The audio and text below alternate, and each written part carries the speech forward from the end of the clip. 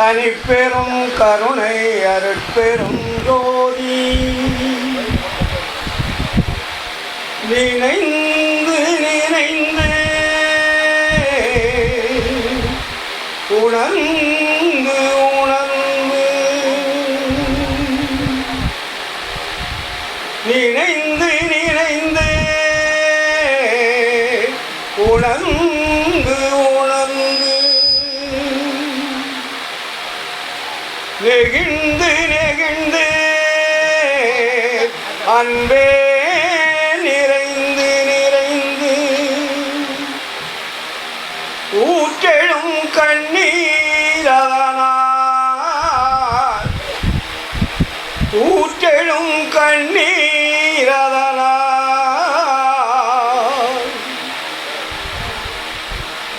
நெகிழ்ந்து நெகிழ்ந்து அருள் அமுதே நன்னிதியே ஞான நடத்தரசே என்னுரிமை நாயகனே என்று என்னுரிமை நாயகனே என்று வளைந்து வளைந்து ஏற்றிடும் நாம் வம்மின் உலகியலி மரணமிலா பெருவாழ்வில் வாழ்ந்திடலாம் கண்டி உனைந்துரையேன் பொய் புகழேன் சத்தியம் சொல்கின்றேன் பொச்சவையில் சிச்சவையில் புகும் தருணம் இதுவே புகும் தருணம் இதுவே புகும் தருணம்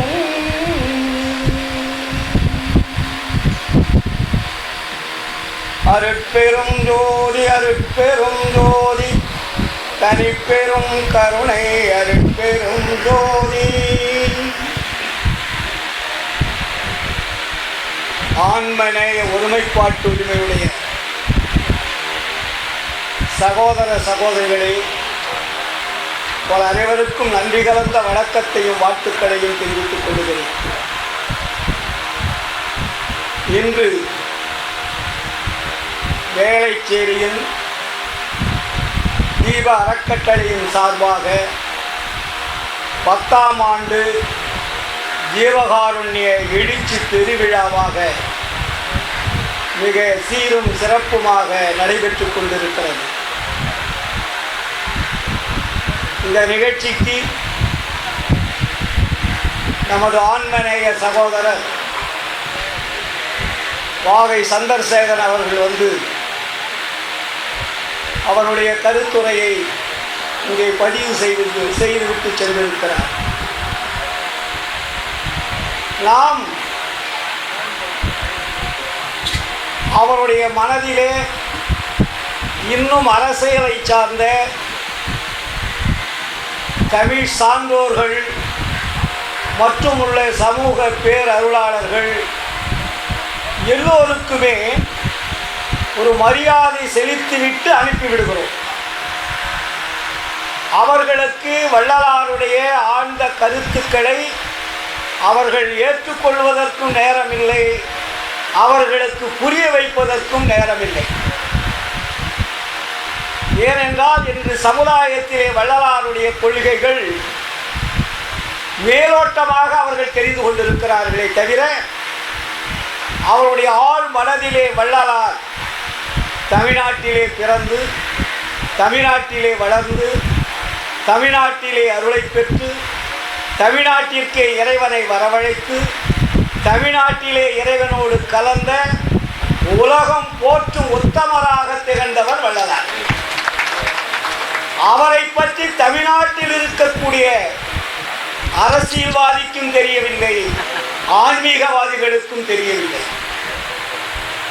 எங்கோ இருக்கிறார்கள் வெளிநாட்டுக்காரர்கள், அவர்கள் ஆராய்ச்சி செய்து கொண்டிருக்கிறார்கள்.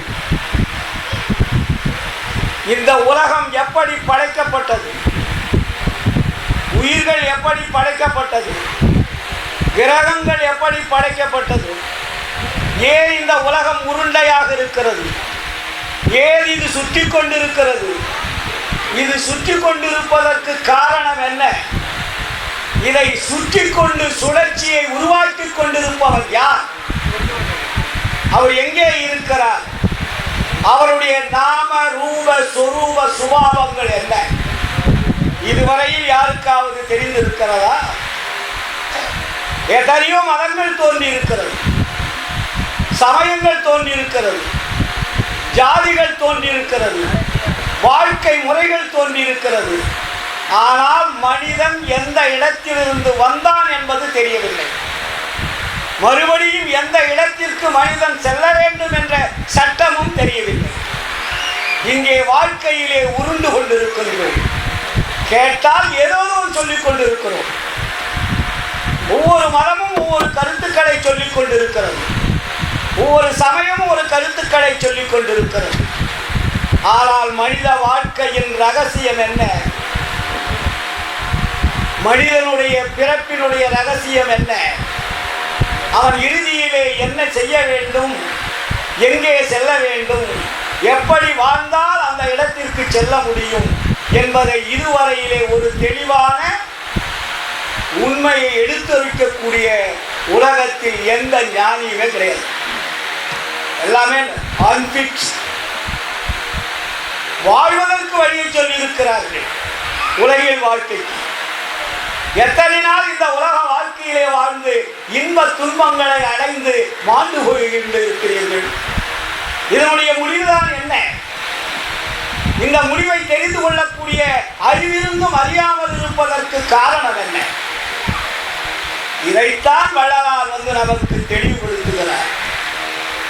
இந்த தமிழ்நாட்டில் தோன்றியவர் 1823ஆம் ஆண்டு இறைவனால் வருவிக்க விட்டவர், தானாக வரவில்லை. நம்மை போன்று வள்ளலார் ஒரு தாயினுடைய தகப்பனுடைய கருவறையிலே தானாக உடல் உருவு கொண்டு வந்தவர் அல்ல. அவர் இறைவனால் வருவிக்க விட்டவர். அவரே சொல்லுகிறார், அகத்தே கருத்து புறத்து வெளுத்திருந்த உலகர் அனைவரையும் சகத்தே திருத்தி சன்மார்க்க சங்கத்தை அடைவித்திட இகத்தே பரத்தை பெற்று மகிழ்ந்திடுதற்கென்று என இந்த உகத்தே இறைவன் வருவிக்க உற்ற அருளை பெற்றேன். இறைவன் வருவிக்க உற்றான், வாழ்வதற்கல்ல, அருளை பெறுவது. நம்மை போல் வாழ்ந்தவராக வாழலாம். நாம் எப்படி வாழ வேண்டும் என்பதற்கு வழிகாட்டியாக வந்தவர் வள்ளலார், வழிகாட்டுவோராக வந்தவர் வள்ளலார், வாழ்ந்து காட்டியவர் வள்ளலார். ஏன்னா நம்மளுடைய வாழ்க்கையெல்லாம் வாழ்க்கை அல்ல. நான் வாழக்கூடிய வாழ்க்கை வாழ்க்கையா? யாராவது இன்பத்தோட வாழ்ந்திருக்கிறீர்களா, இல்லை துன்பம் நிறைந்து வாழ்ந்திருக்கிறீர்களா? இன்பமும் துன்பமும் கலந்த வாழ்க்கை. இறுதியில் என்ன கிடைக்கிறது? மரணம் தான் கிடைக்கிறது. அவர் ஒருத்தர் பெரியவர் சொல்லிட்டு போயிட்டார். முதல்ல என்னன்னு சொன்னார்? பாவத்தின் சம்பளம் மரணம். வள்ளலார் என்ன சொல்றார் தெரியுமா? தப்பாரே சகத்தவர் சாவே துணிந்தார். தப்பு செய்யறவன் செத்து தாண்ட ஆகணும். தப்பாரே சகத்தவர் சாவே துணிந்தார். சப்பு செய்யே சாவணுன்னு முடிவெட்டுட்டாங்களாம். அப்போ இதுக்காகவா மனித பிறப்பு? இறைவன் இதற்காகவா மனித பிறப்பை கொடுத்தான்? 6 அறிவை கொடுத்தான், அதற்கு மேல் அருளறிவை கொடுத்தான், அதற்கு மேல் கடவுள் அறிவை கொடுத்தான், இறுதியிலே கடவுள் நிலையறிந்த மயமாகக்கூடிய ஆற்றலையும் கொடுத்திருக்கிறார். நாம் எந்த எல்லையிலே இருக்கிறோம்? எந்த எல்லையோட முடிந்து விடுகிறோம்? குழந்தை பிறக்கிறது, வளர்க்கிறோம், பள்ளிக்கு அனுப்புகிறோம், பட்டம் பதவிகளை வாங்கி கொடுக்கிறோம். அடுத்தது திருமணம் முடித்து விடுகிறோம். உடனே குழந்தைகள் பிறந்து விடுகிறது. குழந்தைக்கு வேண்டிய வசதி வாய்ப்புகளை செய்யணும், பொருள் ஈட்டணும், அதுக்கு மறுபடியும் கல்யாணம் பண்ணணும். இதுதான் நம்ம வாழ்க்கை ரொட்டீனாக வந்துருக்கு. இறுதியில் செத்து போயிடும். நீங்கள் வளர்த்தது, சம்பாதித்தது, சேர்த்தது, அனுபவித்தது ஏதாவது ஒன்று கொண்டு போக முடியுமா? ஒன்று.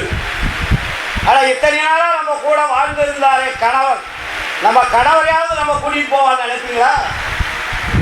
இல்லை நமக்கு கடைசி வரையிலே நம்ம மனைவி தொண்டு செய்தாலே நான் போகும்போது அவளையாவது கூட்டிகிட்டு போகலான்னு நம்ம கூட்டிகிட்டு போக முடியுமா? இல்லை இதுவரையும் நம்ம சம்பாதித்த சொத்து எவ்வளோ கஷ்டப்பட்டோம், எவ்வளோ அயோத்தனம் பண்ணோம், ஊரடித்தோம், உலையில கொட்டினோம், கள்ளக்கடத்தல் பண்ணோம், என்னென்ன வகையிலே பொருள் இட்டோம், கோடி கோடியாக இருக்கு. இதில் கொஞ்சமாவது நம்ம எடுத்து போகலாமான்னு உங்களால் எடுத்து போக முடியுமா? சட்டத்தில் இடம் இல்லை. மனித சட்டம் அல்ல இது, இறை சட்டம். வாழலாம், கொண்டு செல்ல முடியாது எந்த பொருளையும். இவர் என்ன சொன்னார் ஐயா? காதலிருந்த ஊசியும்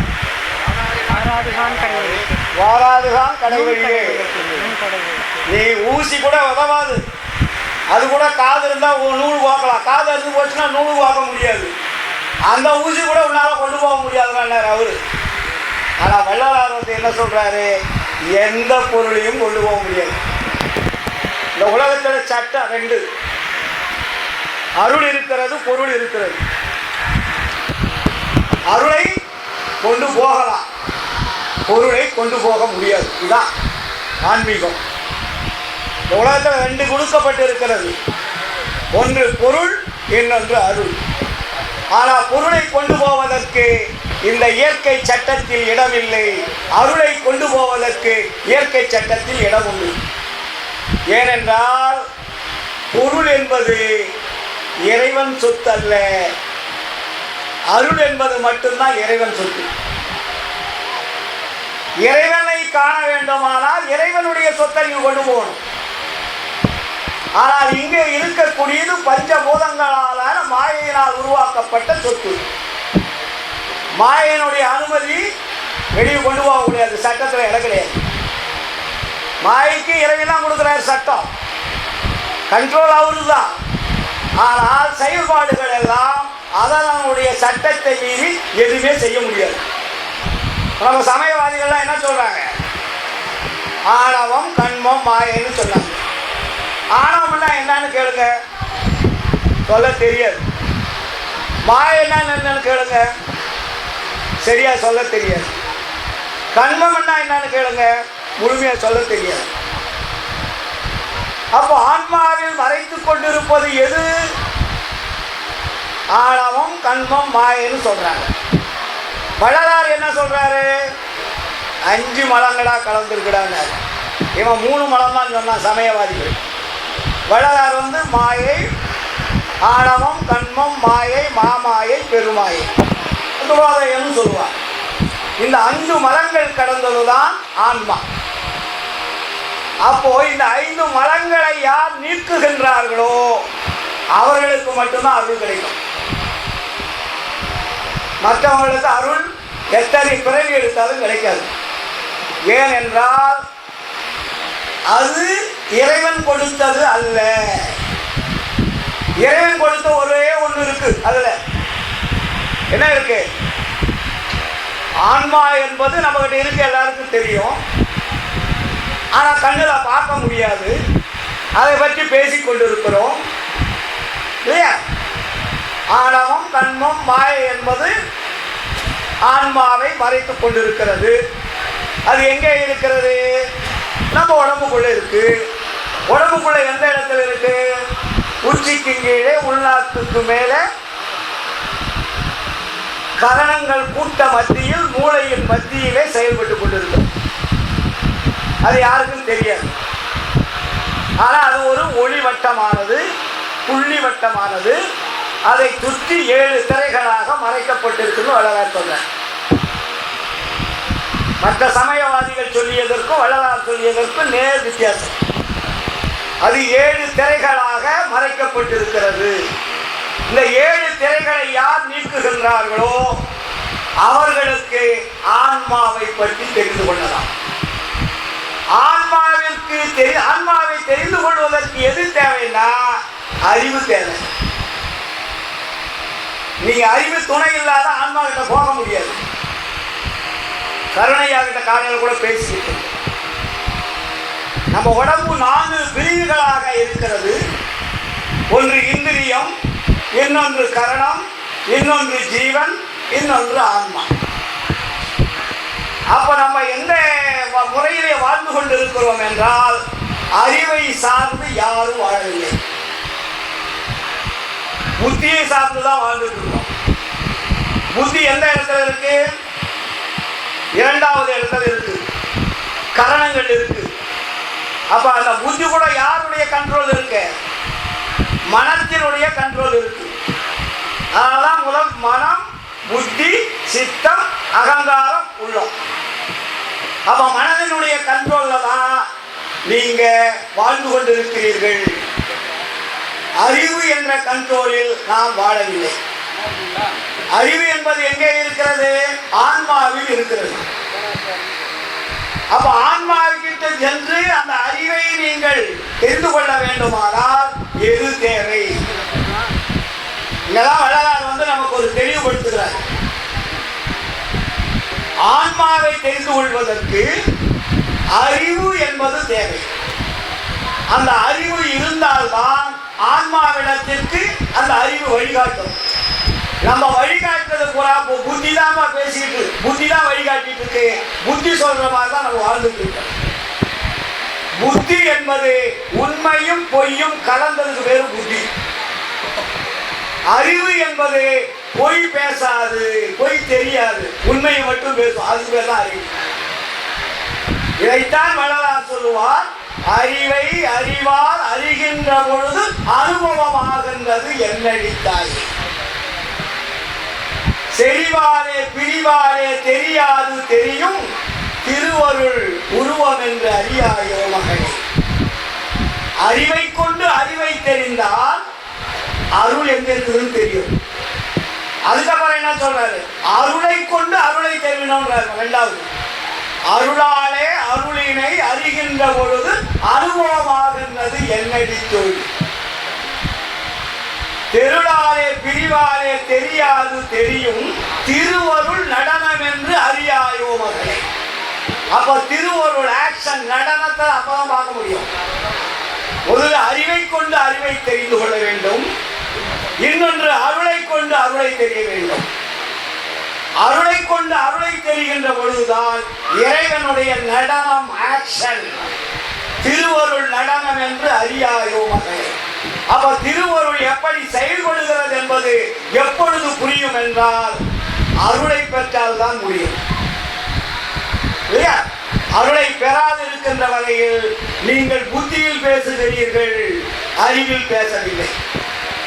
புத்திக்கு மறைதி உண்டு, நினைப்பு மறைப்பு 2 உண்டு புத்திக்கு. அறிவுக்கு நினைப்பு மறைப்பு இருக்காது, நினைப்பு இருக்காது, மறைப்பு இருக்காது. இதெல்லாம் அறிப்பா நல்லா படிச்சு புரிஞ்சுக்கணும். வள்ளலார் என்ன சொல்வாரு? நினைப்பு மறைப்பு அற்ற இடத்தில் இருக்க வேண்டும். இப்ப நம்ம வீட்டில் வச்சு சாவி வச்சுட்டு வந்தாலே தேடிட்டு இருக்கோம், பணத்தை வச்சா தேடுறோம் இல்லையா? பக்கத்துல கணவன் இருந்தா கூட கணவனை தேடுறோம். மறைவு. புருஷன் பொண்டாட்டி பக்கத்துல இருந்தா கூட பொண்டாட்டி கணவன் தேடுறோம். இப்படி எல்லாமே தேடுதலில் வாழ்ந்து கொண்டு இருக்கிறோம். காரணம் என்னவென்றால் நம்முடைய வாழ்க்கை புத்தியில் வாழ்ந்து கொண்டிருக்கிறோம். அது நினைப்பு மறைப்பையும் உருவாக்கி கொண்டிருக்கும். நினைப்பு மறைப்பு அற்ற இடம் எது என்றால் அதுதான் ஆன்மாவில் இருக்கக்கூடிய அறிவு திறமை, அறிவினுடைய திறன். எல்லா ஞானிகளும் எவனுமே சொல்லல, வள்ளலார் வந்துதான் தெளிவுபடுத்தினார். இடைமறை காய்மறையாக சொல்லியிருக்கின்றார்கள். மக்கள் தெரிந்து கொள்ளக்கூடிய அளவிற்கு, புரிந்து கொள்ளக்கூடிய அளவிற்கு எளிய தமிழில், எளிய நிலையில் யதார்த்தமாக சொன்னவர் வள்ளலார். சும்மா சாதாரணமாக வள்ளலாரை நினைத்துக் கொண்டிருக்காதீர்கள். அவர் சொன்னார், வாகை சந்திரசேகரன், நீங்கள் ஆன்மீகத்திற்கு வந்து விட்டீர்கள், எங்களால் வர முடியவில்லை என்று. கருணை கோவிந்தசாமி பற்றி அவர் புண்ணியவான். நீங்க அவர் சொன்னார் ஒரு வார்த்தை கவனிச்சீங்களா? உங்களுடைய கோபம், தாபம், அகங்காரம் எல்லாம் எங்கே சென்றது? உங்களுடைய முகத்தை பார்க்கின்ற பொழுது வேறு விதமாக தெரிகிறது என்று சொன்னார். ரொம்ப மோசமான கோபக்கார மனுஷன். சாதாரணமா நினைச்சிடாதீங்க, கவலை கோவிசாமி. ஐயா அவருடைய கோபம் சினிமா உலகங்களுக்கு தான் தெரியும். அது எல்லாமே அடங்கி போய்விட்டது. எங்கே வந்ததா? வள்ளலாரை தொட்டதினால் வந்தது. என்னுடைய குணமும் அப்படித்தான் இருந்தது. யாராலும் கை நீட்டிடும், அடிச்சிடுவேன் நான். சிறு வயதில் என்னுடைய கோபத்திற்கு அளவிற்கு ஏதாவது தப்பு பண்ணிட்டானா அவன் எவனா இருந்தாலும் பார்க்க மாட்டேன். போலீஸார கூட அடிச்சிருக்கேன். என் வண்டியை நிறுத்திட்டு அவனை என்ன காரணத்துக்காக நிறுத்தணும் அடிச்சா அவனை கேட்போம். 40 வருஷத்துக்கு முன்னாடி காரணம் இல்லாமல் தவறு செய்தால் கோபம் தன்னைத்தானே வந்துவிடும். அவன் எவனா இருந்தாலும் சரி. அந்த அளவிற்கு நம்முடைய உணர்வுகள் இருந்தது. ரோட்ல எவனும் சண்டை போட்டு போனா நான் இருந்தாலும் 2 பேரும் அடிச்சுக்கிறேன். அவன் எப்படி சண்டைக்கு போறான்னு விட மாட்டேன். புருஷன் முன்னாடி ரோட்ல சண்டை போட்டுன்னா அவ்வளவு நாள் அடி இவ்வளவு நாள் அடிச்சு இழுத்து போட்டு உதச்சு ஒழுக்கமாக போய் சென்றுருந்தேன். இந்த அளவிற்கு இருந்த கோபம் இப்பொழுது எங்கே சென்று விட்டது? அறிவினுடைய வேலை. அறிவு என்னை தேடுகிறது? அன்பை தேடும். அறிவு என்னை தேடுகிறது? கருணையை தேடும், தயவை தேடும், அகங்காரத்தை தேடாது. அதுதான் அறிவினுடைய வேலை. அறிவினால் ஆவதுண்டோ?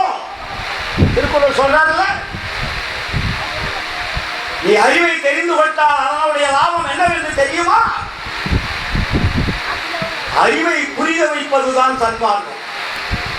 அதுக்கு பேர் தான் சுத்த சன்மார்க்கம். சன்மார்க்கம் என்பது வேறு, சுத்த சன்மார்க்கம் என்பது வேறு. சன்மார்க்கம் எல்லா மதங்களிலும் இருக்கிறது. சுத்த சன்மார்க்கம் வள்ளலாருடைய கொள்கையில் மட்டும்தான் இருக்கிறது. எல்லாமே மார்க்கங்கள் தான், எல்லாமே வழிகள் இருக்கிறது.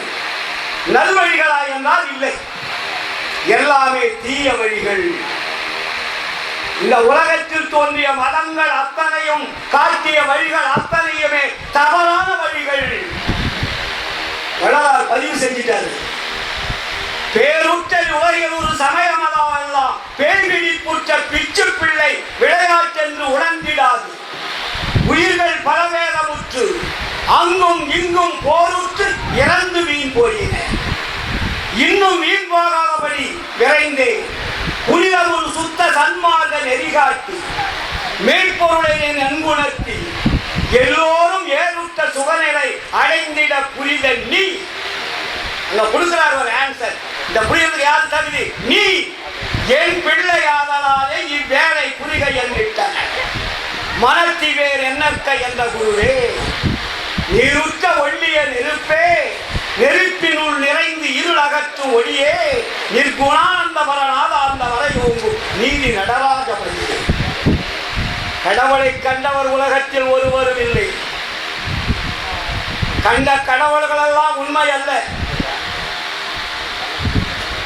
நான் பேசுகின்ற கடவுள், காணுகின்ற கடவுள், வணங்குகின்ற கடவுள் எல்லாம் உண்மையான கடவுள்கள் அல்ல, எல்லாம் பொய் கடவுள்கள். அது வேறு, தத்துவங்கள் வேறு. தத்துவங்கள் என்றால் ஜடங்கள் என்பது பொருள். தத்துவங்கள் பேசுமா? பேசாது. தத்துவங்கள் இயங்குமா? இயங்காது. தத்துவங்கள் உங்களுக்கு வரம் கொடுக்குமா? கொடுக்காது. யார் கொடுப்பது வரம்? யாரிடத்திலே சென்றால் உங்களுக்கு நன்மை கிடைக்கும்? சொன்னாரே, எய்வகைசார் மதங்களிலே பொய்வகை சாத்திரங்கள் எடுத்துரைத்து எமது தெய்வம் எமது தெய்வம் என்றே கைவகையை கதறுகின்றீர். தெய்வம் ஒன்றென்பது கரிவிழித்து கரகமிட்ட பெரியரினும் பெரிய ஐவகைய பூதமுடம்பு அழிந்திடு என் புரி அழிவுடம்பை அழியாமையாக்கும் வகையறி உய்வகையின் தனித்தன்மை வருகின்ற தருணம் இது. உற்றறிவின் முற்றிடுவீர் உண்மை உரைத்தேன். எத்தனை கடவுள்களை வணங்கினீர்களே, உங்களை காப்பாற்ற முடிந்ததா? உங்கள் மரணத்தை நீக்க முடிந்ததா? உங்களுடைய நோயை நீக்க முடிந்ததா? நரை திரை பிணி மூப்பை நீக்க முடிந்ததா? இளமையை நீக்க முடிந்ததா? உங்களை வாழ வைக்கக்கூடிய தெய்வம் ஏதாவது ஒன்று இருந்தால் சொல்லுங்க. எந்த தெய்வத்தாலும் முடியாது. ஏன்னா பொய் தெய்வங்கள் என்னங்க செய்யும்? அதனால்தான் வள்ளலார் மெய் தெய்வத்தை காட்டினார். வள்ளலார் காட்டிய தெய்வம் எது? மெய் தெய்வம். அதுக்கு பேர் என்ன சொன்னாரு? நீங்க தினமும் படிக்கிற பாட்டு தானே. அருஜோதி தெய்வம் என ஆண்டு கொண்ட தெய்வம், அம்பலத்தை ஆடுகின்ற ஆனந்த தெய்வம், பொருட்சாரும் அறைகளெல்லாம் ஓட்டுகின்ற தெய்வம், போதாந்த தெய்வம், உயர் நாதாந்த தெய்வம், இருட்பாடு நீக்கி ஒளி ஈந்தருளும் தெய்வம், எண்ணியனால் எண்ணியவா எமக்களிக்கும் தெய்வம். எந்த தெய்வம் கொடுத்துள்ளாரு? மற்ற தெய்வம் கொடுக்காது, கேட்டாலும் கிடைக்காது. எண்ணியனால் எண்ணியவா எமக்கருளும் தெய்வம். அவர் என்ன கடைசி வரி? என்ன சார்? தெருப்பாடல் உவந்தனையும் சிவமாக்கும், தெருப்பாடல் உவந்தனையும் சிவமாக்கும் தெய்வம். அது எங்க இருக்கு? சிற்சபையில் விளங்குகின்ற தெய்வம். அதே தெய்வம் அங்க ஸ்டார்ட் பண்ணாரு. முட்டாள்களா வேற தெய்வத்தை வணங்காதீங்க, தெய்வம் அதே தெய்வம். அங்க ஒரு அழுத்தம் கொடுங்க. அது எங்க இருக்கு? உங்கள்கிட்ட இருக்கு. உங்கள்கிட்ட இருக்கிற தெய்வத்தை விட்டு வெளியே தேடுகிறாய். அறிவிருந்தும் அறிவில்லாமல் வாழுகின்ற மக்கள், நீங்கள் அறிவில்லாமல் வாழவில்லை, உங்களை அறிவில்லாமல் ஆக்கிவிட்டார்கள். அறிவு இருக்கு. அறிவை மழுத வைத்தவர்கள் யார்? சமயவாதிகள், மதவாதிகள். அவர்கள் காட்டிய பாதையில் சென்று கொண்டிருப்பதால் நம்முடைய அறிவு மழுங்கி கொண்டிருக்கிறது. வள்ளலாருடைய பாதையில் வந்தால் அறிவு வெளிச்சமடையும், பிரகாசமடையும், தெளிவடையும். நானும் அப்படித்தான் இருந்தேன். 40 ஆண்டுகளுக்கு முன்னாடி நான் போகாத வணங்காத தெய்வங்கள் இல்லை, நான் பிடிக்காத விரதங்கள் இல்லை. அங்க பிரதமர் செய்வேன், காவடி எடுத்து ஆடுவேன், களை வேட்டி, மஞ்ச வேட்டி, வெள்ளை வேட்டி, எல்லா வேட்டி கட்டி பார்த்தேன். தாடி விட்டு பார்த்தேன், நம்ம அன்பர் மாதிரி கீழே வெளியே இருக்கும், கருகருன்னு முடி விட்டு பார்த்தேன். நல்லா பட்டை, குங்குமம், சந்தனம் எல்லாத்தையும் வச்சு பார்த்தேன். வெள்ளியில தங்கத்துல உத்திராட்சி பட்டம் போட்டு கழுத்து நிறைய மாலை மாலையா சுத்தி போட்டு பார்த்தேன். ஒன்று கிடைக்கல, எல்லாம் வேஸ்ட். எல்லாமே அன்பிட்டு தெரிஞ்ச. எப்ப தெரிஞ்ச? என்னுடைய கரங்களுக்குள் இந்த திருவருட்பா வந்த பிறகுதான் தெரியும். அதன் வரையில் எனக்கு தெரியவில்லை, உலகம் தெரியவில்லை, உண்மை தெரியவில்லை, கடவுள் தெரியவில்லை, வாழ்க்கை தெரியவில்லை, குடும்பம் தெரியவில்லை, உலகம் தெரியவில்லை, அன்பு தெரியவில்லை, கருணை தெரியவில்லை, தயவு தெரியவில்லை. இத்தனையும் தெரிந்து கொண்ட வாழ்க்கை இப்பொழுது வாழ்ந்து கொண்டிருக்கிறேன். இதுதான் வள்ளலார் காட்டிய நெல்லொழுக்க கல்வி. இந்த நெல்லொழுக்க கல்வியை பின்பற்றி தான் இந்த சமுதாயம் வாழ்ந்தால் இந்த சமுதாயம் வளம் பெறும். நாம் எல்லோரும் மீதும் குறை சொல்லிக் கொண்டிருக்கிறோம். அரசியல்வாதிகளை குறை சொல்லுகிறோம், ஆன்மீகவாதிகளை குறை சொல்லுகிறோம், இன்னும் மற்ற மக்களை குறை சொல்லிக் கொண்டிருக்கிறோம். ஆனால் குறையானவர்கள் யாருமே கிடையாது. எல்லாமே நம்முடைய ஆன்ம நேய உடன்பிறப்புகள், நம்முடைய குழந்தை சகோதர சகோதரிகள். ஏனென்றால் எல்லோரும் இறைவனால் படைக்கப்பட்டவர்கள். ஆனால் நாம் எப்படி இருக்கிறோம்? இப்போ ஜாதியால், சமயத்தால், மதத்தால் வேறுபட்டு இருக்கிறோம். நாம் எல்லோரும் ஒரே குலம், ஒரே தெய்வம், ஒரே இடத்தில் இருந்து வந்திருக்கிறோம். ஆனால் இங்கு வந்து சமயங்கள் காட்டிய வழி, மதங்கள் காட்டிய வழி, ஜாதிகள் காட்டிய வழியினால் பிளவுபட்டிருக்கிறோம். இதை ஒன்று சேர்ப்பதற்கு வந்தவர் தான் வள்ளலார்.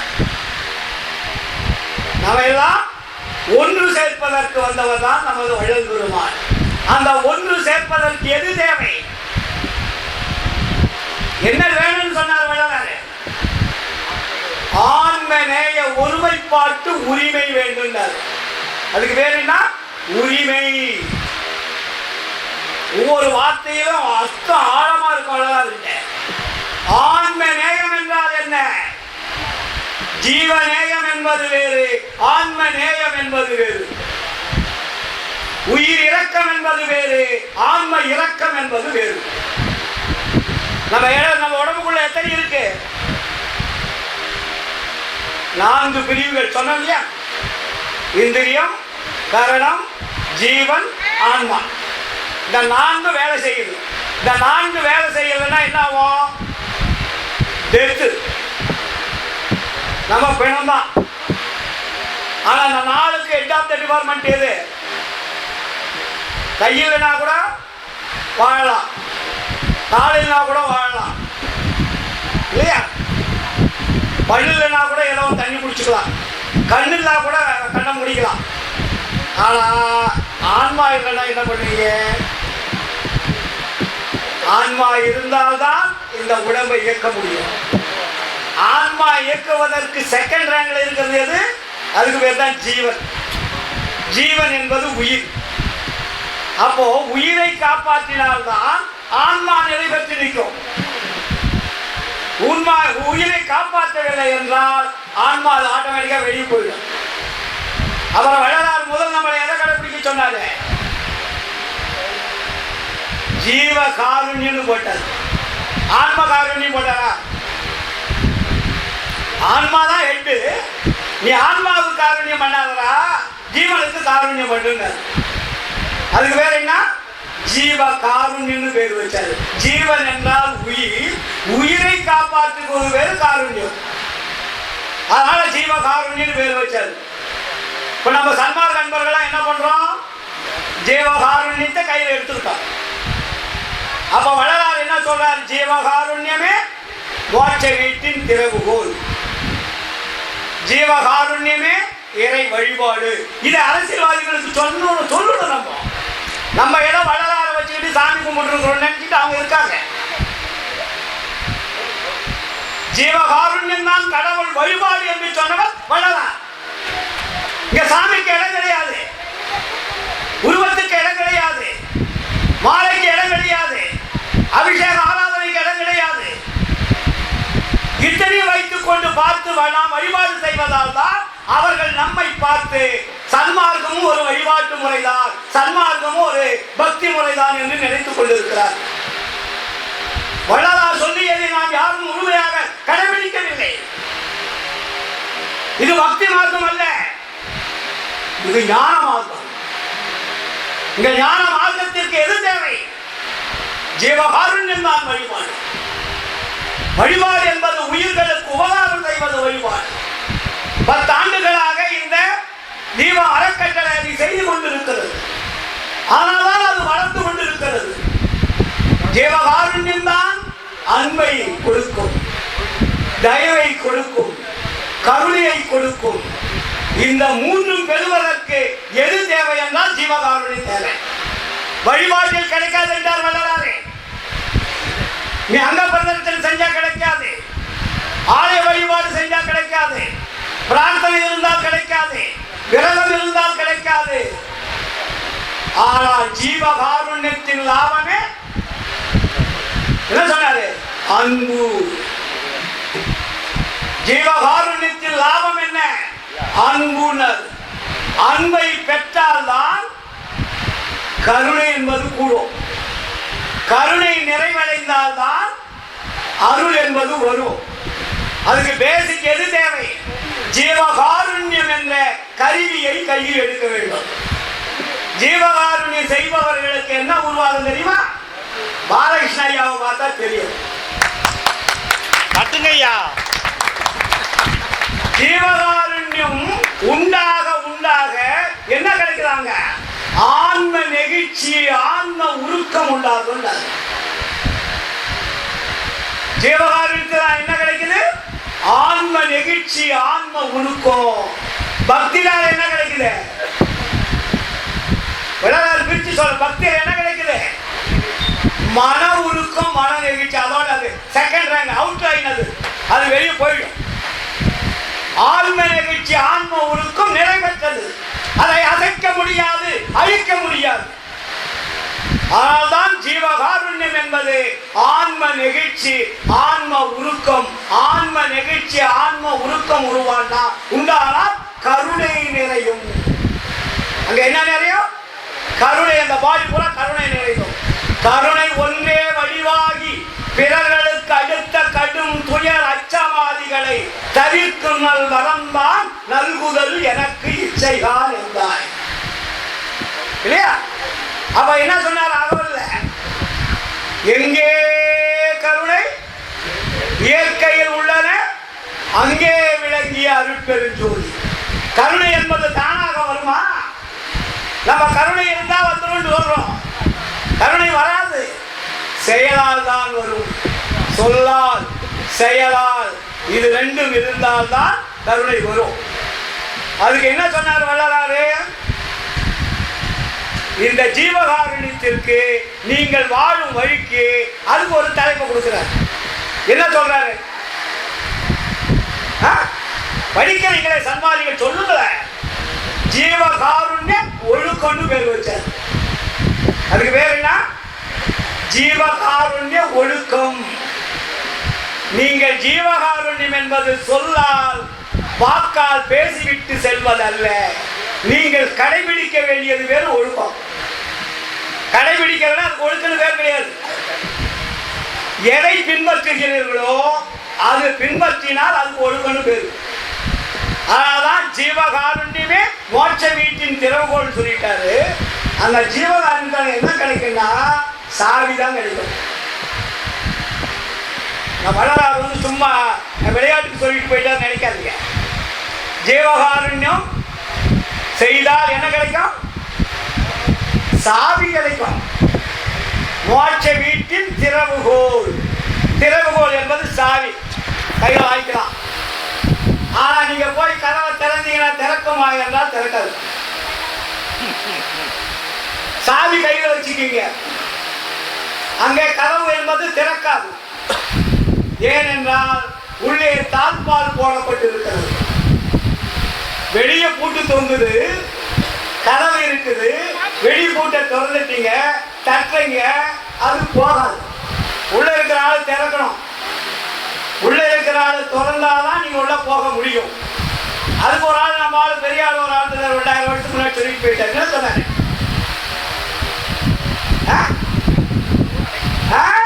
இன்னொரு சமயவாதி, நம்ம மதவாதி ஒருத்தர் சொல்லிட்டு போயிட்டார். கேளுங்கள் தரப்படும், தட்டுங்கள் திறக்கப்படும். கேட்டாலும் கிடைக்காது, தட்டினாலும் கிடைக்காது. கேட்டா கிடைக்குமா? தட்டினா கிடைக்குமா? நீங்க ஒழுக்கம் உள்ளவனாக மாறினால் மட்டும்தான் கிடைக்கும். அதனாலதான் வள்ளலார் என்ன சொன்னாரு? அதுக்கு ஒழுக்கம்னு பேர் வச்சாரு. ஜீவகாருண்ய ஒழுக்கம்.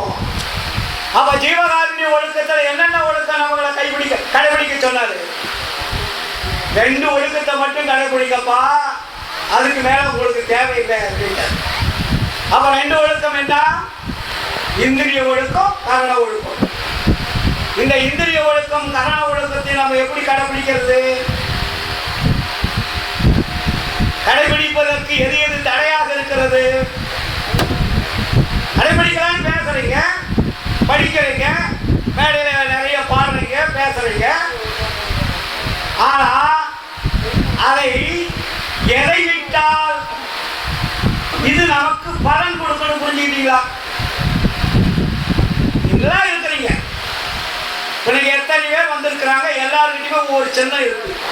அவங்க எத்தி பாருங்க, ஒவ்வொருத்தருக்கிட்டையும் ஒரு சின்னம் இருக்கும். எல்லாருக்கிட்டையுமே ஒரு சின்னம். சைவ சின்னம் இருக்கும், வைணவ சின்னம் இருக்கும், இஸ்லாம் மத சின்னம் இருக்கும், கிறிஸ்துவ மத சின்னம் இருக்கும். பௌத்த மத ஆளுங்களை இங்க காணோம். அப்ப இந்த சின்னங்கள் எல்லாம் வைத்துக் கொண்டு நீங்கள் எப்படி இந்திரிய ஒழுக்கத்தை கடைபிடிக்க முடியும்? வள்ளலார் மிக தெளிவா சொல்லிட்டார். தினமும் நீங்க காலையில அகவலை ஓதிட்டு விண்ணப்பம் எல்லாம் பாடி படிச்சுட்டு விண்ணப்பம் கடைசியில முடிக்கிறீங்க. அந்த விண்ணப்பத்துல ஏதாவது ஒரு வரியாவது நீங்க பின்பற்றி வாழ்றீங்களா? வள்ளலார் என்ன சொல்றாரு? எல்லாம் அல்ல அருட்பெருஞ்சோதி அற்புத கடவுளே, சொல்லுங்க. இது தொடங்கி சுத்த சன்மார்க்கத்தின் முக்கிய தடைகள் ஆகிய ஒரு வார்த்தை போட்டார். எது தடையா இருக்கிறது? முக்கிய தடை, சாதாரண தடை கிடையாது. முக்கிய தடைகளாகிய சமயங்கள், மதங்கள், மார்க்கங்கள் என்பவற்றின் ஆச்சார சங்கல்ப விகற்பங்கள் எங்கள் மனதில் பற்றாத வண்ணம் அருள் செய்தல் வேண்டும். அதுக்கப்புறம் என்ன வரைய போடுறாங்க? சுத்த சன்மார்க்கத்தில் முக்கிய லட்சியமாகிய ஆன்மநேய ஒருமைப்பாட்டு உரிமை எங்களுக்குள் எக்காலத்தும் எவ்விடத்தும் எவ்விதத்தும் எவ்வளவும் விலகாமல் நிறைந்து விளங்க செய்வித்து அருள வேண்டும். யார் இதெல்லாம் கடைபிடிக்கிறீங்க? ஆன்மநேய ஒருமைப்பாடு என்பது ஜாதி சமயங்கள் இருக்கின்ற வரையில் வரவே வராது. நீங்க எத்தனை காலம் தவம் செய்தாலும், எவ்வளவு வழிபாடு செய்தாலும், எவ்வளவு ஜீவகாருண்யம் செய்தாலும், ஆன்மநேய ஒருமைப்பாட்டு உரிமை என்பது உங்களுடைய பழைய குப்பைகளை விலகாமல் இருக்கின்ற வரையில் வேலைக்கு உதவாது. அதனால்தான் வளரான அழுத்தம் சொன்னாரு, எக்காலத்தும் எவ்விடத்தும் எவ்விதத்தும் எவ்வளவும் விலகாமல் நிறைந்து விளங்க அருள் செய்தது வேண்டும். இதெல்லாம் போட்டாராங்க. ஜாதியிலே, மதங்களிலே, சமய நெறிகளிலே, சாத்திர சந்தடிகளிலே, போத்திர சண்டையிலே, ஆதியிலே அபிமானித்து அலைகின்ற உதவி அலைந்து அலைந்து வீணேறி அழிதல் அழகனே. நீதியிலே, சன்மார்க்க நெறிதனிலே நிறுத்தவிடும் தனித்தலைவர் ஒருத்தர் அவர் வீதியிலே அருஜோதி விளையாடல் புரிகின்ற தருணம் இது. பூவுகின்றேன். எதற்காக வள்ளலார் எதற்காக வள்ளலார் நமக்கு சுத்த சன்மார்க்கத்தை சொன்னார்? எதற்காக 6ஆம் திருமுறை என்ற ஒரு அற்புதமான அருள்மொழியை படைத்தார்? எதற்காக நாம் படித்துக் கொண்டிருக்கிறோம்? மரணங்களா பெருவாழ்வு என்ற ஒரு புதிய சமுதாயத்தை உருவாக்கக்கூடிய, ஒரு மெய்ப்பொருளை விளக்கக்கூடிய ஒரு உண்மையை எடுத்து சொன்னாரே. இதுவரையில் சொல்லாத ஒரு புதுமையை உலகத்திற்கு கொடுத்த ஆட்சி. அதற்கு சாகா கல்வி என்று பெயர் வைத்தாரே, மரணங்களா பெருவாழ்வு என்று பெயர் வைத்தாரே.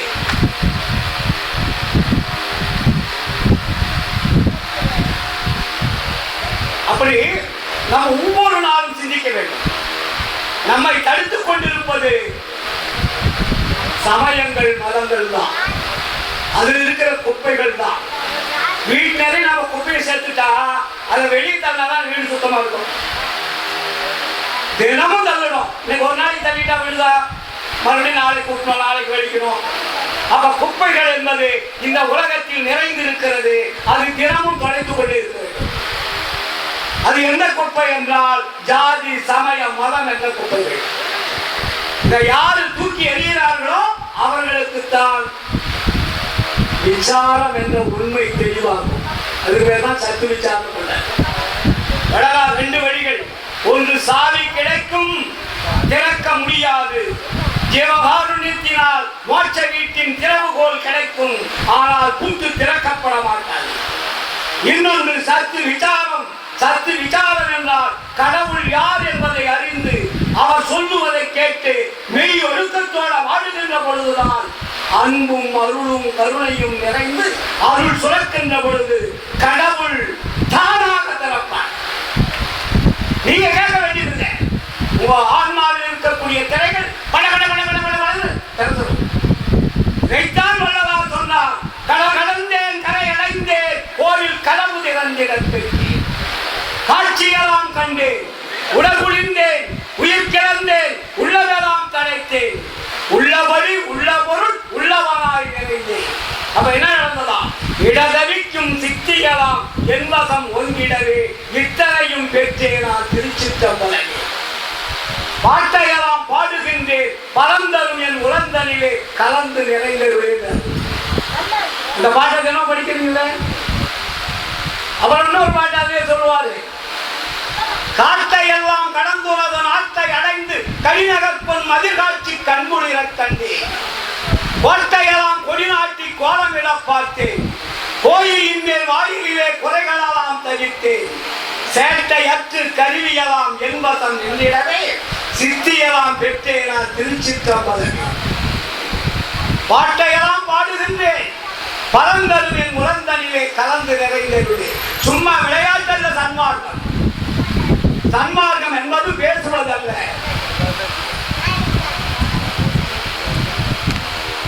சன்மார்க்கம் என்பது வாழ்ந்து காட்டுவது.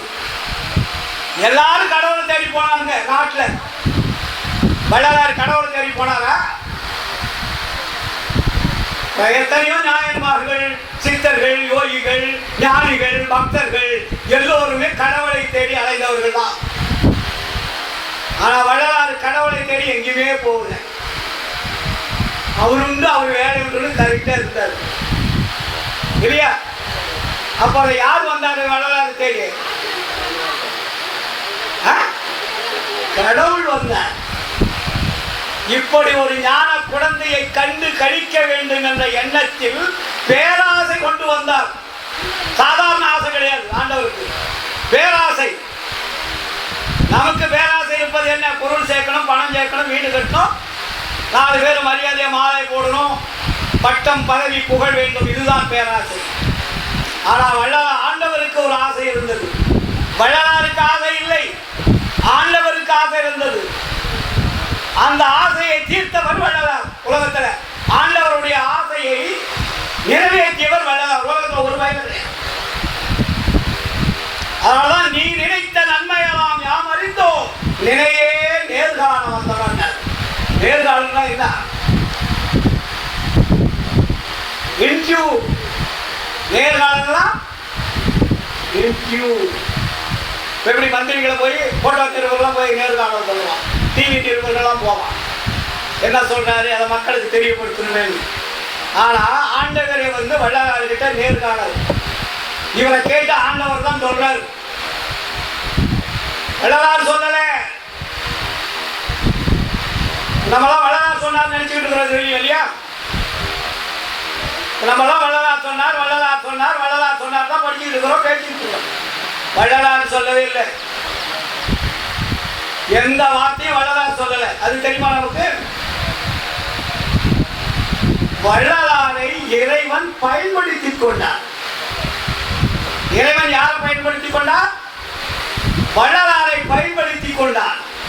அதனால வள்ளலார் என்ன சொன்னாரு? இடையே பயர்களா, நான் யார்? எனக்கென ஒரு ஞான அறிவு எழுதுனார். நானும் உங்களை மாதிரிதாப்பா, நானும் ஒரு சராசர மனிதனாகத்தான் வாழ்ந்தேன். எனக்கு அறிவு என்பது சுத்தமா கிடையாது. அப்போ எனக்கு அறிவு எங்கே இருந்து வருகிறது, யார் கொடுத்து கொண்டிருக்கிறார்கள் தெரியுமா என்று விளக்கம் சொல்லுகிறார் நமக்கு. அதனால்தான் வள்ளல் பெருமான் இறுதியிலே ஒரு பட்டியல் போடுகிறார். ஞான சரியை என்ற ஒரு பட்டியல், 28 பாடல்கள். இந்த 28 பாடல்கள் உங்கள் வாழ்க்கையினுடைய முக்கிய நெறியான பாடல்கள், நீங்கள் வாழ்வதற்கு வகுத்து கொடுத்த பாடல்கள். சித்தி விழாக திருமாளிகையிலே உள்ளே இருக்கும் விளக்கை வெளியே எடுத்து வைத்து என்ன சொல்றார்? ஆண்டவர் இப்பொழுது ஜீவ முன்னிலையில் விளங்குகிறார். நீங்க சொல்ற உருவத்தில் கடவுள் இல்லை, அதை முதல் புரிஞ்சுக்கிறாங்க. நீங்க வணங்கிய உருவங்கள் எல்லாம் தெய்வங்கள் அல்ல, அது நீங்க செஞ்ச பொம்மைகள், நீங்க எடுத்த போட்டோகிராஃப், நீங்க கிராம் போட்ட படம். கடையில் கொடுத்தா ஒரு போட்டோ போட்டு ஃப்ரம் பேட் கொடுத்துருவான். நிறைய இன்னைக்கு பிரிண்ட் போட்டு கொடுக்குறாரு இல்லையா பாலகிருஷ்ண ஐயா? எங்க எடுத்தாரு? நெட்ல போனாரு, வள்ளலார் படத்தை எடுத்தாரு, பிரிண்ட் போட்டு சொன்னாரு, கடையில் கொடுத்தாரு, பிரிண்ட் போட்டு கொடுக்குறாங்க, பண்ணாத ஆள் கொண்டு கொடுத்தாரு. இது கடவுளா? இதை வச்சா உங்களுக்கு லாபம் வந்துருமா? இதற்கு சொல்லுகிறார், சித்தி விழாக திருமாளிகையிலே விளக்கை வெளியே எடுத்து வைத்து கடவுள் தீப முன்னிலையில் விளங்குகிறார். அப்ப நம்ம என்ன பண்ணோம்? கடவுள் ஒளியாக இருக்கிறார், உருவத்தில் இல்லை என்ற உண்மையை புரிந்து. அதுக்கப்புறம் என்ன சொல்றாரு? இதுவரையில் இருந்தது போல் இனியும் வீண் காலம் கழிக்காதீர்கள். இவ்வளவு நாள் கழிச்சது போதும், இனிமேல் வீழ்ந்தாலும் வழிக்காதீர்கள். ஏனென்றால் நமக்கு காலம் இல்லை. நமக்கு என்ன இல்லை? காலம் இல்லை. எப்ப மரணம் வரும்னு தெரியாது, எப்ப செத்து போயிடுங்கன்னு தெரியாது, எது நடக்குன்னு தெரியாது. அந்த வாழ்க்கை அதான் வள்ளலார் சொல்வார், இறந்தவரை எடுத்திடும் போல் அலற்றுகின்ற உலகி இரவாத பெருமலகி ஏனடைய மாற்றி மறந்திருந்தி பிடி மூப்பில் சம்மதமோ உமக்கு இல்லையா? தெளிவுபடுத்தா இல்லையா?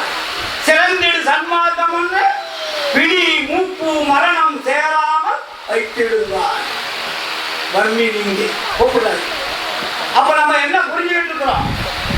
அப்பதான் சொல்லுகிறார், வாழ்க்கை என்பது ஞான சரியில் உள்ள 28 பாடல்களை அடங்கிய அந்த முறைகளை பின்பற்றுகள்.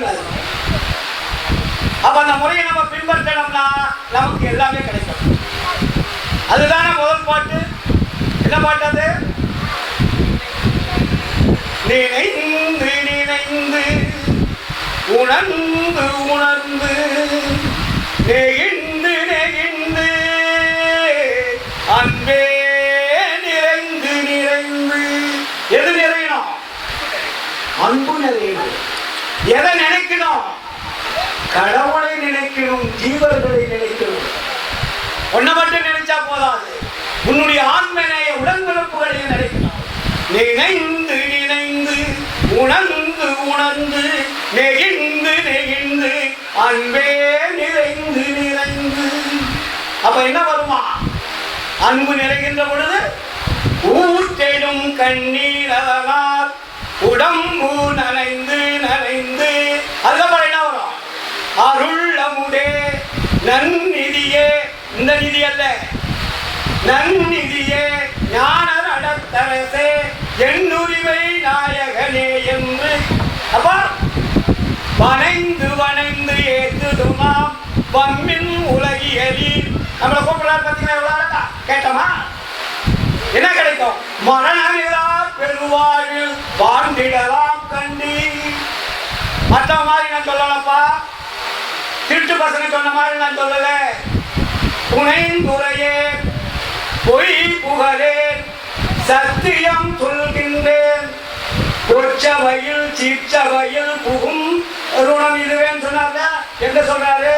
சித்தி விடாத திருமாளிகிற ஆண்டவரை உட்கார வச்சுக்கிட்டு சொல்ற. ஆண்டவராக வெயிட் பண்ணிட்டு இருக்காரு, நிகழ்காலத்தில் பார்க்க மாட்டது. அப்ப நான் சொல்றேன்னு நினைக்காதீங்க. இருக்கலாம், எனக்கு அறிவு என்பது கிடையாது, ஆற்றல் என்பது கிடையாது, தெளிவு என்பது கிடையாது. எல்லாமே ஆண்டவர் சொல்லிக் கொடுத்ததுதான். யார் சொல்லிக் கொடுத்தது? அதனாலதான் நான் உரைக்கும் வார்த்தையெல்லாம். அவர்கள் அந்த வார்த்தை நீங்க கவனிக்கலாம். நான் என்ன சொன்னார் அவரு? நான் உரைக்கும் வார்த்தையெல்லாம் நாயகந்தன் வார்த்தை நம்புகினோ நமகங்கால் நச்சருணம் இதுவே. வான் உரைக்கும் மணிமண்ணில் நடம்புரி எம்பெருமான் வரவெதிர்கொண்டு அவன் அருளால் வரங்களெல்லாம் பெறவே. தேன் உரைக்க உளமினிக்க எழுகின்றேன் தெரிந்து வம்மினிங்கே. என்ன பெறலாகும்? சித்தி பெறலாகும். எதற்காக சொல்ற? ஏன் உரைத்தேன்? இரக்கத்தால் எடுத்துரைத்தேன். யான் அடையும் சுகத்தினை நீ விரலாம் அடைதல் குறித்து. ஒரு பாட்டு போதாதா? இன்னும் நம்ம ஏன் நாங்க குப்பையை சுழந்து கொண்டு இருக்கிறோம்? எரிய வேண்டியதை எரிந்து, கழிக்க வேண்டியதை கரைத்து, களைய வேண்டியதை கரைத்து தூய்மையாக வாழ்வதற்கு நமக்கு என்ன பயம்? ஏன் சார் பயப்படுறீங்க? உங்கள்கிட்ட 1 லட்ச ரூபா கேட்டாரா, 2 லட்ச ரூபா கேட்டாரா, சொத்தை கேட்டாரா, சுகத்தை கேட்டாரா, பொருளை கேட்டாரா, கோயில் கட்ட சொன்னாரா, பொம்மையை வைக்க சொன்னாரா? எதுவுமே வைக்க சொல்லல. நீ ஒழுக்கமுடன் வாழப்பா, ஜீவகாருண்யத்தோட வாழு, இதுதானே சொல்றாரு.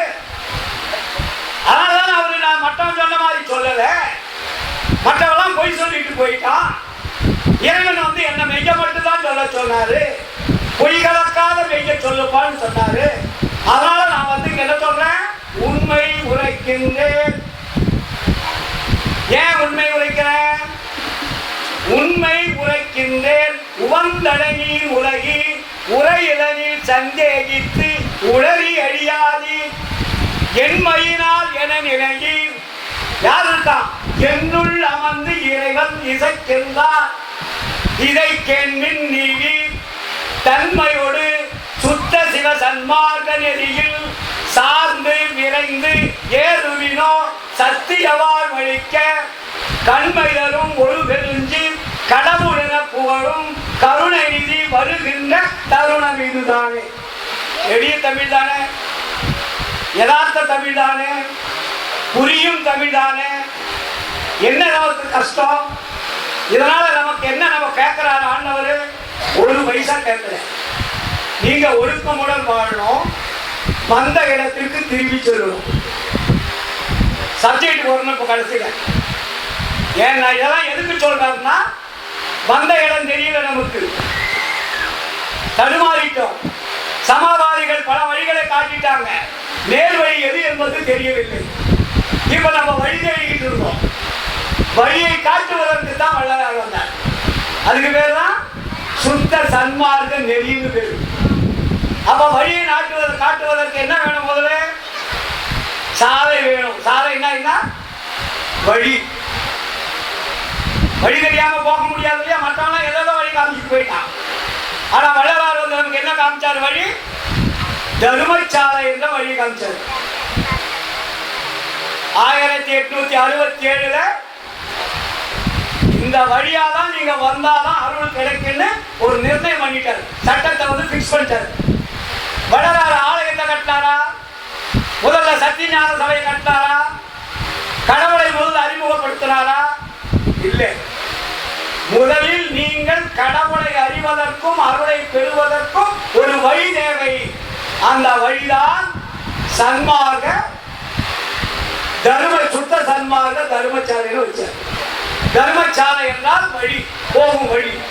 அப்ப தர்மசாலையில என்ன கொடுக்கிறார் நமக்கு? கடவுளால் உருவாக்கப்பட்ட, மாயினால் படைக்கப்பட்ட உபகார கருவியாகிய பசி என்ற கொடுமை உலக மக்களை வாட்டிக் கொண்டிருக்கிறது. பசி என்ற கொடுமை உயிர்களை அழித்துக் கொண்டிருக்கிறது. பசி என்ற பிணி இந்த உயிரை வாங்கிக் கொண்டிருக்கிறது. ஆதலால் முதலிலே நீங்கள் இந்த வழியை வாங்கன்னு கூட்டார். அதுக்காக தான் 1867 தர்மசாலைன்னு பேர் வச்சு அந்த வழியை காமிச்சாங்க. அப்ப தர்மசாலையில வரும்போது நம்ம எந்த வழியில வரணும்? ஜீவகாருண்ய வழியில வரணும். அதனால்தான் ஜீவகாருண்ய வழிபாடுன்னு பேர் வச்சாரு. அப்ப அந்த ஜீவகாருண்ய வழிபாட்டை பின்பற்றினால் மட்டுமே நமக்கு அன்பு உண்டாகும், அறிவு உண்டாகும், அருள் உண்டாகும். ஜீவகாருண்யத்தின் லாபம் தான் அன்பு. ஜீவகாருண்யத்தின் முதிர்ச்சி தான் தயவு. ஜீவகாருண்யத்தை அடுத்த முயற்சி தான் கருணை. அதற்கு அடுத்த முயற்சி தான் அருள். இதெல்லாம் ஒரு லிங்க். ஒன்று மட்டும் கிடைச்சா போதாது, அப்படியே டெஸ்ட்ல பாஸ் பண்ணிக்கிட்டே வரணும். First, second, third, fourth. First ஸ்டாண்டர்ட்ல பாஸ் பண்ணிட்டீங்கன்னா செகண்ட், ஃபர்ஸ்ட் ஸ்டாண்டர்ட் தான் இந்திரிய ஒழுக்கம். அதனால அதுக்கு ஞான சரின்னு பேர் வச்சார். ஞான சரியை, ஞான கிரியை, ஞான யோகம், ஞானத்தில் ஞானம். இந்த 4 படித்தரங்கள்லாம் நமக்கு வேணும். ஏன்னா அதுக்கு முன்னாடி 14 படித்தரங்கள் இருக்கு. அந்த 16 படித்தரங்களில் 12 படித்தரங்கள் நமக்கு தேவையில்லை. நேராச்சா முடிக்கணுமா? ஆச்சுங்களா? அப்ப அந்த 16 படித்தரங்களில் 12 படித்தரங்கள் தேவையில்லை. அது பக்திமா இருக்கும். சரியை கிரியை யோகம் ஞானத்துக்கு போடுறான்ட்ட. கடைசியில் இருப்பது என்ன? ஞானத்தில் 4 இருக்கு. அதை பிடிக்கணும். சன்மார்க்கம் ஞானத்தில் 4. அதுக்கு பேர் தான் ஞான சரியைன்னு போட்டாரு. ஞான சரியனுடைய 28 பாடல்கள் அர்த்தம் என்ன? ஞானத்தினுடைய முதல் கல்வின்னு பேரு.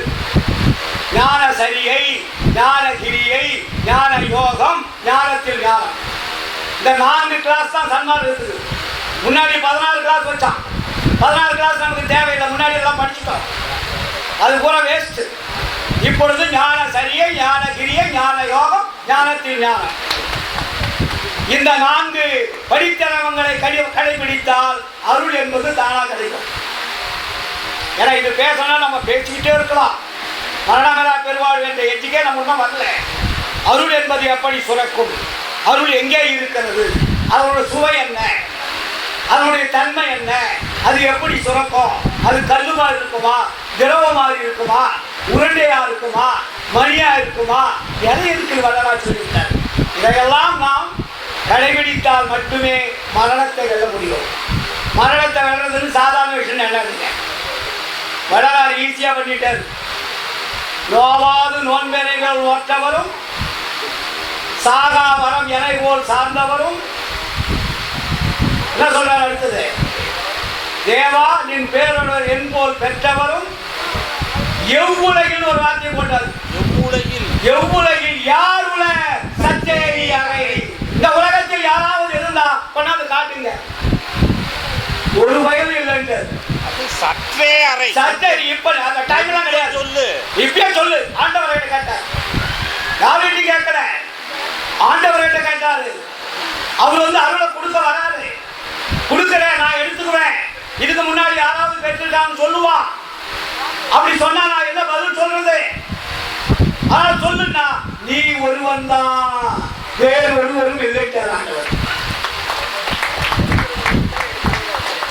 அதனாலதான் ஆண்டவர் சொல்றார் அந்த இடத்துல, என் மகனே எனக்கு துன்பம் இருந்தது, இந்த உலகத்தை மாற்ற வேண்டும் என்ற துன்பம் இருந்தது. பல ஞானிகளை அனுப்பினேன், அருளாளர்களை அனுப்பினேன், சித்தர்களை அனுப்பினேன், ஒருவரும் உண்மை எடுத்து சொல்லவில்லை. எல்லோருமே பொய் கலந்த உண்மையை சொல்லிவிட்டு சென்று விட்டார்கள். மகனே நீ ஒருவன் தான் உண்மை உரைத்தவன், நீ ஒருவன் தான் உலகத்தை திருத்த வந்ததை முறையாக செய்தவன். ஆதலால் இப்பொழுது எனக்கு துன்பம் இல்லை. ஏன்னா என்னுடைய தொழிலை உன்னுடைய கரங்களில் கொடுக்கிறேன். நான் ஃப்ரீயாயிட்டேன் ஆண்டவர். அப்புறம் என்ன சொல்றாரு அவர் நடராஜபதி மாநில, ஏ மகனே துன்பலாம் தீர்ந்தன சுகம் பலித்தது நிறை தூண்ட அருளொளி நினைக்கே சுதந்திரமதானது உலகில் வன்பலாம் நீக்கி நல்வழியெல்லாம் ஆக்கி மெய் வாழ்வெல்லாம் பெற்று மிகவும் மண் உயிரெல்லாம் கழித்திட நினைத்தனை உன் மனநினைப்பின் வழிக்க அந்த நீ பெருக உலவாது நீடூடி விளையாடுக. என்ன கொடுக்கிறாரு? அருஜோதியாம் ஆட்சி தந்தோம் உனை கைவிடோம் ஆனை நம்மான என்றே இன்புற திருவாக்கடித்து என் உள்ளே கலந்து இசையுடன் இருந்த குருவே. இப்ப யார் ஆட்சி செய்துட்டு இருக்கார்கள்? ஆண்டவன், அருட்பெருஞ்சோதி ஆண்டவர் என்ன உருவமாக இருக்கிறார்? அருட்பெருஞ்சோதி ஆண்டவர் உருவமாக வள்ளலார் இருக்கார். நான் பல இடங்களை சொல்லிட்டேன். வள்ளலாரை வணங்கினார், அருட்பெருஞ்சோதி அங்க இல்லை. அருட்பெருஞ்சோதியை வணங்கினார், அதிலே வள்ளலார் இருக்கார். புரியுதுங்களா? அதனாலதான் அருட்ஜோதி ஆனேன் என்று அறையப்பா முரசு அடிச்சு சொல்றார். நான் அல்ல, நான் மூல உடம்பில் அல்ல, நீங்க பார்க்கக்கூடிய போட்டாவில் அல்ல, நான் இருப்பது இப்பொழுது அருள்ஜோதியாக இருக்கிறேன். அதான் அருள்ஜோதி ஆனேன் என்று அரையப்பா முரசு, அருளாட்சி பெற்றேன் என்று அரையப்பா முரசு சொல்றாரு. சன்மாதிகளுக்கு ஒரு தனி பாட்டப்பட்டார். சன்மார்க்க சங்கத்தி சிற்றடியே உமது தாழ் வணங்கி சாற்றுகின்றேன், தயவனுடன் கேட்டு என் மார்க்கத்தில் எமக்குள் ஒருவர் என கொட்டி எல்லாம் செய் வல்ல நமது இறைவனையே தொழுவி உன்மார்க்கத்தவர் போல வேறு சில புகழ்ந்து உந்தி மயக்கடையாடி பூரண மெய்ச்சுகமாய் தன்மார்க்கமாய் விளங்கும் சுத்த சிவமொழி தன்னானை என்னானை சார்ந்து அறிந்து அறிவின் ஈண்டேன்னு சொன்னார். அது என்ன புரிஞ்சுக்கிட்டோம்? உன்மார்க்கத்தவர் போல மற்ற சமயவாதிகளை போல பல தெய்வ வழிபாடுகளை செய்யாதீர்கள். சுத்த சிவம் ஒன்றே, அந்த சிவன் அல்ல, இந்த சிவன் அல்ல. வள்ளலார் சொல்லியது சுத்த சிவம். சுத்த சிவம் என்பது ஒளி. சிவன் இன்னு போட்டா உருவம், சிவம் இம்மு போட்டா ஒளி. நல்லா புரிஞ்சுக்கணும். வள்ளலார் சொன்னதால பிரிச்சாரு. நம்ம சொல்ற சிவனையும் அவங்க சொல்றதையும் ஒன்னா போட்டு மிக்ஸ் பண்ணிவிடுவாங்க அப்படின்னு தான் இதுக்கு சுத்த சிவன் பேர் வச்சார். சுத்த சிவ சன்மார்க்க சங்க தலைவனே நான். இது சுத்த சிவ சன்மார்க்கம், சமய சன்மார்க்கம் அல்ல, மத சன்மார்க்கம் அல்ல. இதையெல்லாம் புரிந்து கொண்டு நீங்கள் மேன்மேலும் திருவருட்பாவை நன்கு படித்து அவருடைய கருத்துக்களை ஆழமாக பதிய வைத்து அதில் உள்ள சிந்தனைகளை நம்முடைய ஆன்மாவிலே பதிய வைத்து ஒழுக்கமுடன் வாழ வேண்டும். வள்ளலாருடைய பேசி ஒழுக்கம் தான். வள்ளுவராதான் சொன்னார், உயிரை காப்பாற்றுவதற்கு எது வேணும்னார் வள்ளலாரு? ஒழுக்கம் விழுப்பம் தரலாம், ஒழுக்கம் உயிரிலும் வாப்பப்படும். ஒழுக்கம் உயிரை காப்பாற்றக்கூடிய ஒழுக்கம் சொன்னார். ஆனா வள்ளுவர் என்ன ஒழுக்கம் சொல்லல, வள்ளலார் டெஃபரன்ஸ் கொடுத்தார். அப்போ நம்மை உயர்த்துவது ரெண்டே ஒழுக்கம் தான், இந்திரிய ஒழுக்கம், கருட ஒழுக்கம். அதுக்கப்புறம் ஜீவ ஒழுக்கம், ஆன்ம ஒழுக்கம் தானா வந்துடும். இந்த அளவிலே நீங்கள் மேலும் மேலும் சன்மார்க்க சங்கங்களிலே சத்து விசாரம் என்ற முறையில் ஆண்டவனுடைய உண்மையை தெரிந்து கொள்ள வேண்டும். அதுக்கு பேர் தான் சத்து விசாரம்.